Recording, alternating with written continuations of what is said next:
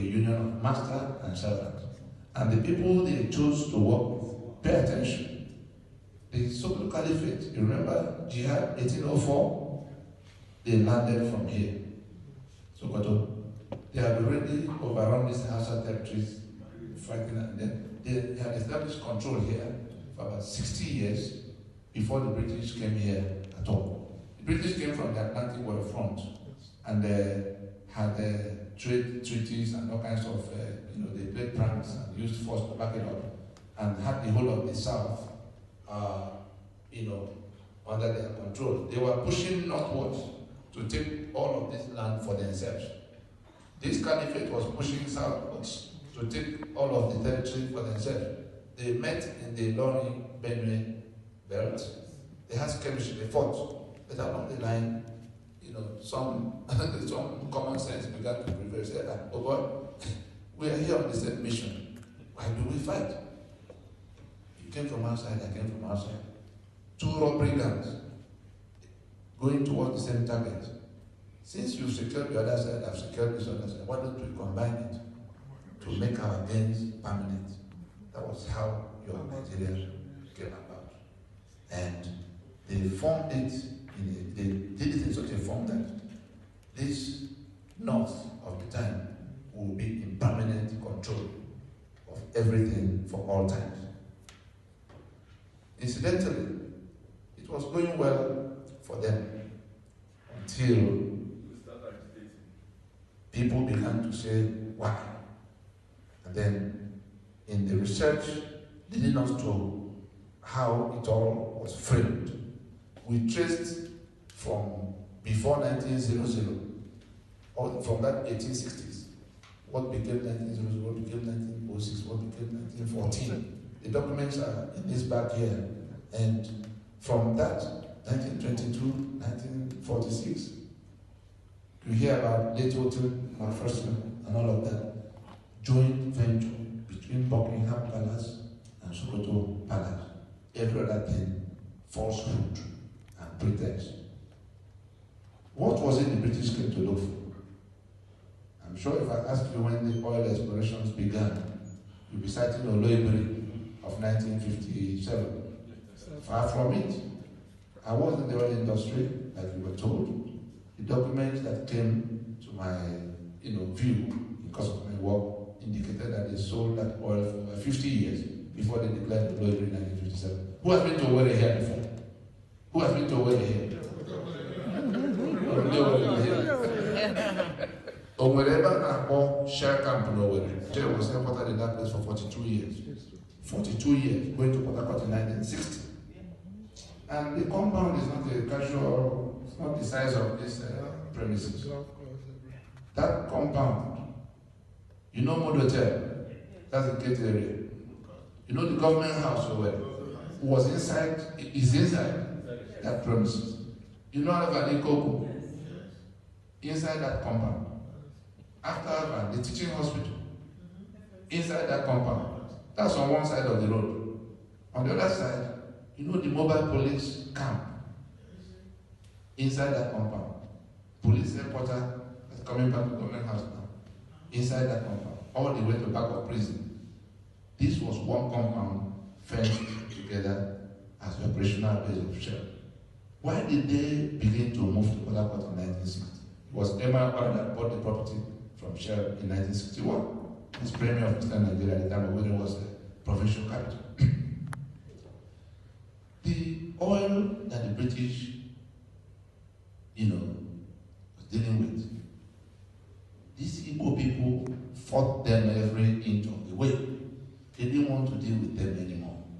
They wanted to set up something that will enable them sit in Buckingham Palace, talk with Sokoto, and take whatever they want from any of these places.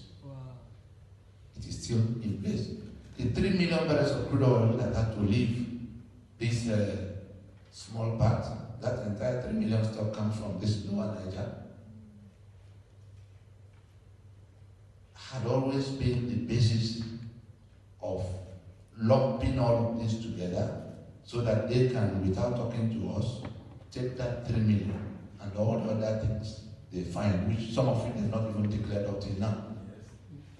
And so, what we decided to do is that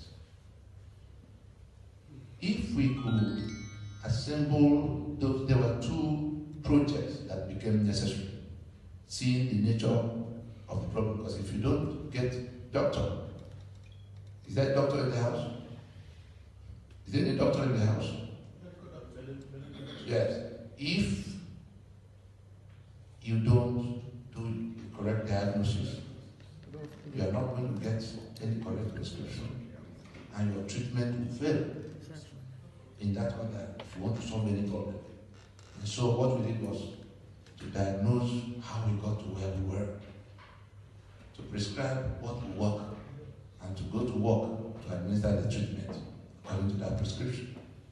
And the treatment we found appropriate to the diagnosis was one in which we will dismantle the fraudulent union of imposition. And how did we come to that assurance that we could do it? The constitution by which they finally defined that union has our signature at the bottom of the front of it as the authorizing instrument. And it declared to us that if we manage to explain to those who did not know that without this our signature, that constitution will collapse. And once it collapses, there's no union except we recommit. We will be able to dismantle without their fight. They won't even know what happened.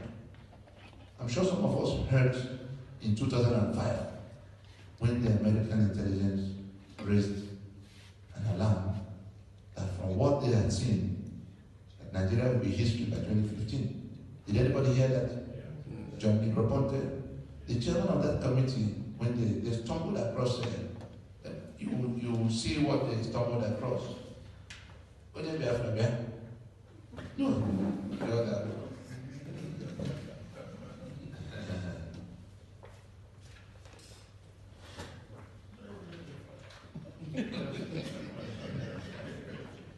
People, all the 3 pages there.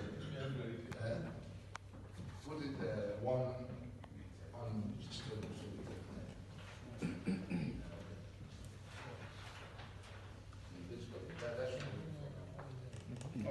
Now, you need one more. I will mention some of them because I'm still. I've been to several cities. Now, what that intelligence, look at what you have. If you look at what you have, when you hear Lower Niger Congress, it is what you have here now on the front page. You will see it is a 5-phase plan spread over a 20-year period that began in 1999. And it was this plan that the U.S. intelligence stumbled across, that there were people in that territory who had pulled back to find out what the British did in the foundation, and who had decided to unravel it, to bring down the entire thing in a manner that nobody can help. In a manner that nobody can help. And from their calculations, it wasn't written out this way. They picked it here, they got almost 3/4 of what the plan was at the time. They came to Nigeria. One of the things that we are missing, this green belt here, okay? This is the 11 states of the 12 states that have already declared Sharia law. So by declaring that they're Sharia states, they have technically stepped out of Nigeria. This is what the US government and the rest of the world is saying, and saying, you know what? The rest of the group are Christians, so we need to start backing them up, or else. We don't even my was so you. Because even the FBI, any show or anything. But as now, looking at the other room, they were one of them. I'm not old, I'm not working, but old enough. I was already in boarding school before the war. So my government college was talking about. If you see share club, the next government college, that's what we are about before the war. We went to share club, the money in Africa. Yes. It was like Europe, it's golf for everything. That was what share had. So some of these things they're not new to me. I don't know, for South the refugee camp as a young Reverend Red Cross officer. Lost first oldest brother in the war. Lost and the other one almost lost him too. So one thing that appeals to me most is that this group, NMC, I know about it for a long time. My brother, my father would say, okay, almost. About that, because yes, okay, almost is from this. My dad, yes, Dr. Moses. So all this is so. Why do we have that same here to say just a few things? I'm not going to speak for other men. I preached and we are used to talking about that. I'm not going to say more. But to figure God, the most important gift anyone may have from God is the gift of wisdom and foresight. My father was the first chief, the only one as a matter of fact. He was rich, but he was richer in wisdom than anyone that got to room with. He may not, if you are frank, you will not. So what I'm saying, everything I know, I learned from him. And it's not because I'm my own. They don't know. They are not advocating war. Everything they are doing is to use the head. I'm not giving head. That's how. Use our head, use our eyes, our vision. No matter anything we want, crime and do. It's not. We have children. I'm a grandfather. We have children too. We have grandchildren too. What we are trying to say, animal flyer, not there, animal flyer, they were leaving these children. So these people that even in our own eyes, they are doing this to us. And you say, where are they going to be in Nigeria? Let me say something. Some here making a boycott of election. The most powerful weapon is boycott. It may not be in this election. If there is not a plan, man, why even when this was said that we even after the war and we keep saying this election will not stand, the result of this election is based on a fraud document. We have in the White House today, whether you like football, it doesn't matter, we have papers. They know they cannot going to allow them to overrule us. We can't get on thing. Use your head, use your vision. I pray in Jesus' name. Amen. Thank you. We can't be here all day because I have other commitments. Because Imaka Bucha, I'll give you the mic to, and I can.